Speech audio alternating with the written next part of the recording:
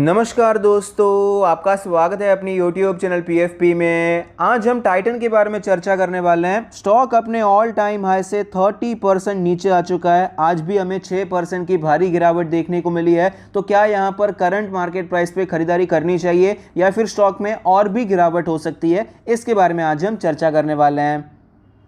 सबसे पहले कंपनी के फंडामेंटल्स पे फोकस करते हैं। सेगमेंट ब्रेकअप के बारे में बात करें तो ज्वेलरी से 78.7% का रेवेन्यू आता है, वॉच से 10.8%, वॉचेस एंड वेरेबल से 8.2%। पता नहीं ये अलग अलग क्यों दिखाया है। लोकेशन वाइज ब्रेकअप के बारे में बात करें, इंडिया से 99.5% का रेवेन्यू आता है, रेस्ट ऑफ द वर्ल्ड से 0.5%। नंबर ऑफ स्टोर्स के बारे में बात करें 2178 स्टोर्स हैं एज ऑफ मार्च 2022 और ये कंटिन्यूअसली हमें बढ़ते हुए नजर आते हैं। जितने भी इनके ब्रांड्स हैं, अलग अलग ब्रांड्स हैं, अलग अलग नंबर ऑफ स्टोर्स रहते हैं, सबको ऐड करके टोटल कितने स्टोर्स टाइटन कंपनी ऑपरेट करती है तो 2000 से ज्यादा स्टोर्स ऑपरेट करती है, जो कि बहुत अच्छी बात है।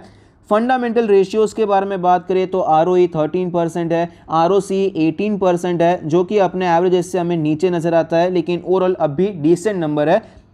नेट प्रॉफिट मार्जिन 4.5% का है। यहाँ पर हमें गिरावट नजर आती है, जो कि क्लियरली अच्छी बात नहीं है, लेकिन ये नेट प्रॉफिट मार्जिन 2021 का है। 2022 का मार्जिन हमें बढ़ता हुआ नजर आया और 7% तक जाता हुआ नजर आया है, जो कि क्लियरली अच्छी बात है, क्योंकि 5 ईयर और 3 ईयर एवरेज के भी ऊपर का मार्जिन हमें दिखाई पड़ता है। डेट टू इक्विटी 0.58 है। कर्जा में यहाँ पर थोड़ा सा बढ़ता हुआ नजर आता है। कर्जा अप्रॉक्सीमेटली 1000 करोड़ का है। मेरे हिसाब से टेंशन वाली बात नहीं है, क्योंकि फाइनेंशियल ट्रेंड में आप देख सकते हैं एक साल में कंपनी का प्रॉफिट 2000 करोड़ होता है। खराब से खराब टाइम जो चल रहा था कोविड का, तब भी 970 करोड़ का प्रॉफिट किया था। तो ये कर्जा मेरे हिसाब से बहुत बड़ा tension as a share holder हमें नहीं लेना चाहिए। फाइनेंशियल ट्रेंड आप देख सकते हैं, रेवेन्यू हमें कंटिन्यूअसली बढ़ता हुआ नजर आता था, लेकिन पहले ग्रोथ बहुत ज्यादा नहीं हो रही थी, प्रॉफिट में भी ग्रोथ बहुत ज्यादा नहीं हो रही थी। लेकिन कोविड के बाद आपको रेवेन्यू बहुत ज्यादा जंप करता हुआ नजर आया, प्रॉफिट भी बहुत ज्यादा जंप होता हुआ नजर आया। कंज्यूमर की डिमांड में, कंज्यूमर की साइकोलॉजी में एक बड़ा चेंज देखने को मिला है कि भाई दुनिया में पैसे छोड़ के नहीं जाना है,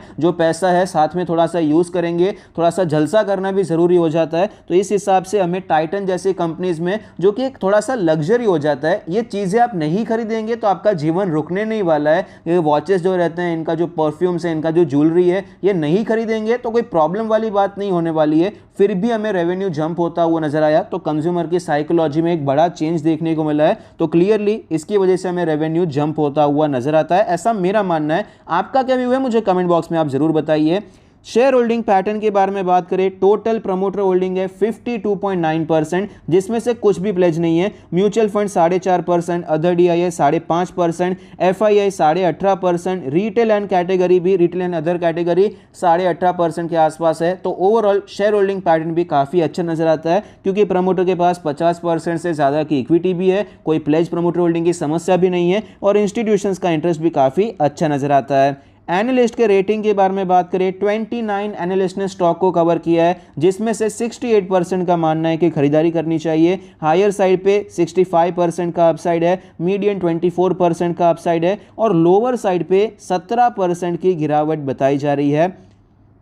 पीयर कंपैरिजन के बारे में बात करें तो मार्केट कैपिटलाइजेशन आप देख सकते हैं 1,70,000 करोड़ की मार्केट कैपिटलाइजेशन है। ये सारे पीयर्स को अगर आप ऐड भी करेंगे तो भी इसके नज़दीक नहीं पहुंच जाएगा। यहाँ पर नज़दीक छोड़िए, 1 लाख के ऊपर का जो अमाउंट है ये 71,000, यहाँ तक भी नहीं पहुँच पाएगा। तो मार्केट कैप में तो, साइज में तो ये बहुत बड़ी कंपनी है। अब वैल्यूएशन के बारे में बात करें, 78 का PE रेशियो है। अगर आप दूसरी कंपनीज के साथ कंपेयर करेंगे तो वैल्यूएशन ऑफकोर्स हमें प्रीमियम नजर आता है, लेकिन ये सिर्फ ज्वेलरी बिजनेस में नहीं है, ये वॉचेस के बिजनेस में भी है, ये परफ्यूम के बिजनेस में भी है, आईवेयर के बिजनेस में भी है। हालांकि ज्यादातर पैसा ये ज्वेलरी से ही कमाते हैं, इसलिए कंपैरिजन करना ये सही रहेगा कि ज्वेलरी के वैल्यूएशन से ही कंपेयर करना चाहिए। लेकिन यहाँ पर साइज में भी डिफरेंस हमें समझना चाहिए। ये जो साइज का काम करते हैं और टाइटन जिस साइज में काम करते हैं, मार्केट कैप में फर्क है, टाटा ब्रांड होता है, तो इससे भी हमें वैल्यूएशन प्रीमियम होता हुआ नजर आता है। वैल्यूएशन प्रीमियम है, उसमें कोई डाउट नहीं है, लेकिन ये कई सालों से एक्चुअली जस्टिफाई होता हुआ भी नजर आया है।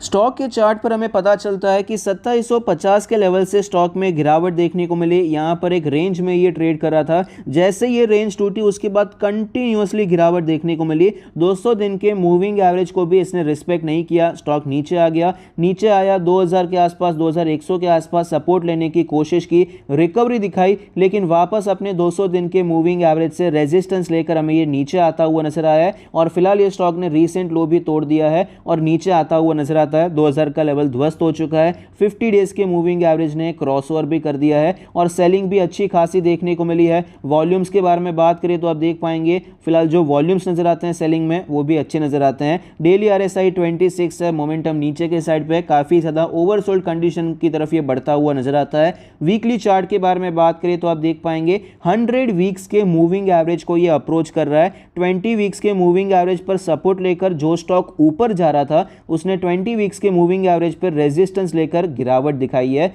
वीकली RSI के बारे में बात करें 34 का वीकली RSI है, 40 का वीकली RSI एक अच्छा लेवल होता है जहां से बाउंस बैक एक्सपेक्ट कर सकते हैं। छोटा सा बाउंस देखने को मिला लेकिन देखिए वापस उसके नीचे हमें ये जाता हुआ नजर आता है। मंथली चार्ट के बारे में बात करें तो मंथली चार्ट पर हमें नजर आता है कि फिलहाल अब ऊपर की रेंज में एक रेंज में चैनल में ट्रेड करने के बाद एक ब्रेक डाउन देखने को मिला। 20 मंथ्स का मूविंग एवरेज फिलहाल हमें टूटता हुआ नजर आता है और मंथली RSI 52 का आ चुका है। जो मोमेंटम इतना स्ट्रांग चल रहा था एक साल से ज़्यादा टाइम तक, ये 60 के ऊपर का मोमेंटम था, वो फिलहाल हमें ख़त्म होता हुआ नजर आता है और यहाँ पर एक अच्छा खासा करेक्शन हमें दिखाई पड़ रहा है। इंपॉर्टेंट लेवल्स के बारे में बात करें तो सबसे पहले रेजिस्टेंस डिस्कस कर लेते हैं। मंथली चार्ट पे एक्चुअली रेजिस्टेंस इतना क्लियरली नजर नहीं आ रहा है लेकिन 2000 का लेवल अभी एक रेजिस्टेंस की तरह दिखाई पड़ेगा। या वीकली चार्ट पे थोड़ा सा क्लियर नजर आएगा। यहाँ पर सपोर्ट के बारे में बात करते हैं। आप देख पाएंगे 2020 में यहाँ पर रैली देखने को मिली। 2021 में कुछ महीनों के लिए ये स्टॉक साइडवेज हो गया, रेजिस्टेंस ले रहा था 1600-1700 के आसपास के लेवल पे। एक मंथ ये ऊपर गया, ब्रेकआउट देखने को मिला, एक मंथ ये शांत रहा, उसके बाद आपको एक अच्छी रैली देखने को मिली। तो ये जो जोन है ये हमारे लिए एक इंपॉर्टेंट सपोर्ट हो जाता है और ये जोन है 1700 से करके 1800 के आसपास का जोन। 1700 से करके 1800 पे हम लोग एक्सपेक्ट कर सकते हैं कि स्टॉक सपोर्ट ले सकता है। वीकली चार्ट पर आप देख सकते हैं, वीकली चार्ट पर हमें सबसे पहले तो रेजिस्टेंस कंफर्म होता हुआ नजर आता है। यहाँ पर फ्रेश ब्रेकडाउन हुआ है तो ये लेवल अब ये रेजिस्टेंस की तरह काम करेगा और सपोर्ट जो हमें नजर आता है ये 1700 से करके 1800 के आसपास का जोन है जहाँ पर इसने ट्रेड किया था थोड़ा बहुत और एक अच्छा ब्रेकआउट देखने को मिला था, तो ये हमारे लिए सपोर्ट हो जाता है। डेली चार्ट पर भी ये लेवल्स हमें कंफर्म होते हुए नजर आते हैं। ये जो सपोर्ट का रेंज है थोड़ा वाइड रेंज है लेकिन लॉन्ग टर्म पर्सपेक्टिव के हिसाब से हम काम कर रहे हैं तो इस हिसाब से कोई यहाँ पर प्रॉब्लम वाली बात मुझे नजर नहीं आती है। तो अब जो भी काम करना है लेवल्स को ध्यान में रख के काम करना है। तो अगर हम शॉर्ट टर्म के लिए या मिड टर्म के लिए खरीदारी करने के बारे में सोच रहे हैं तो फिलहाल तो स्टॉक काफी ज्यादा वीक हो चुका है और यहाँ पर खरीदारी तब करनी चाहिए जब ये स्टॉक हमें वापस 2000 के ऊपर सस्टेन करता हुआ नजर आए, उसके ऊपर ये स्टॉक ज्यादा हमें स्ट्रांग होता हुआ नजर आएगा। तब तक के लिए कोई पोजीशन बनाने से शॉर्ट टर्म की या मिड टर्म की वीक है अवॉइड करना चाहिए। लॉन्ग टर्म के बारे में बात करते हैं। लॉन्ग टर्म के लिए हम खरीदारी करने के बारे में सोच सकते हैं। 1800 के आसपास ये स्टॉक आता है तो यहाँ पर खरीदारी करने के बारे में सोचा जा सकता है। ये जोन काफ़ी अच्छा जोन है जहाँ पर एक्यूमुलेशन की शुरुआत कर सकते हैं। अभी फिलहाल जो मार्केट में गिरावट देखने को मिल रही है, ऐसी गिरावट में आप कंज्यूमर वाले ब्रांड पे फोकस कर सकते हैं क्योंकि कंज्यूमर वाले जो ब्रांड रहते हैं ऑलरेडी ये प्रीमियम वैल्यूएशन पे ट्रेड करते हैं। टाइटन के बारे में बात करें, ये भी कंज्यूमर ब्रांड है। कंज्यूमर मतलब कि जिसे जनता जानती है। कुछ ऐसे बिजनेस होते हैं जिसे जनता नहीं जानते। अभी दीपक नाइट्रेट भी बिजनेस कर रहा है, अच्छा बिजनेस कर रहा है, लेकिन जनता उसे नहीं जानते हैं। दीपक नाइट्रेट एक ब्रांड है, ये हम नहीं जानते हैं। ये कंपनीज के बीच में वो केमिकल्स जाता है, सप्लाई B2B बिजनेस है। जो B2C बिजनेस है यहाँ पर वैल्यूएशन काफ़ी ज़्यादा महंगा होता है, प्रीमियम वैल्यूएशन पे कंपनी ट्रेड करती है। यहाँ पर आप फोकस कर सकते हैं क्योंकि फ्यूचर में ऐसी कंपनीज में कंज्यूमर ब्रांड्स में आपको PE एक्सपांशन के चांसेस भी ज़्यादा होते हैं। अगर फिलहाल के लिए टाइटन के लिए मान लेते हैं कि 60 का PE रेशियो आज की तारीख में सस्ता हो गया है क्योंकि इसका मीडियन PE सपोज 70 के आसपास चल रहा है।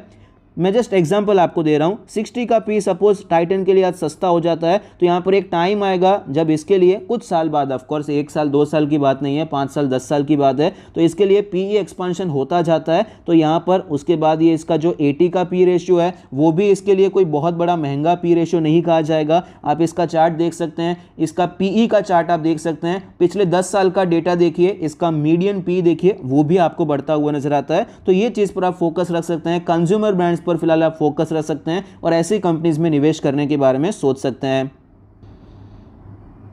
पॉजिटिव्स के बारे में बात करें तो कंपनी के फंडामेंटल्स अच्छा है, कंपनी में ग्रोथ अच्छी है, शेयर होल्डिंग भी अच्छा है, डीआईएस का स्टेक भी बढ़ रहा है, मोस्ट ऑफ द एनालिस्ट भी बुलिश नजर आते हैं। नेगेटिव्स के बारे में बात करें, टेक्निकल्स वीक हैं, वैल्यूएशन अब भी प्रीमियम है, एफआईआई का स्टेक हमें गिरता हुआ नजर आता है। तो ऐसे सिचुएशन में क्या करना चाहिए, शॉर्ट टर्म और मिड टर्म के लिए तो अभी वीक है, अवॉइड करना चाहिए, लेकिन लॉन्ग टर्म के लिए खरीदारी करने के बारे में सोच सकते हैं। जो कंज्यूमर वाली मैंने आपको बात बताई, इसके ऊपर आप विचार कर सकते हैं, इसके बारे में आप रिसर्च कर सकते हैं और अपना डिसीजन बना सकते हैं। आई होप आपको ये वीडियो पसंद आता है, आपके इन्वेस्टमेंट और ट्रेडिंग डिसीजन में आपको ये मदद करता है। Thank you, stay happy, happy investing.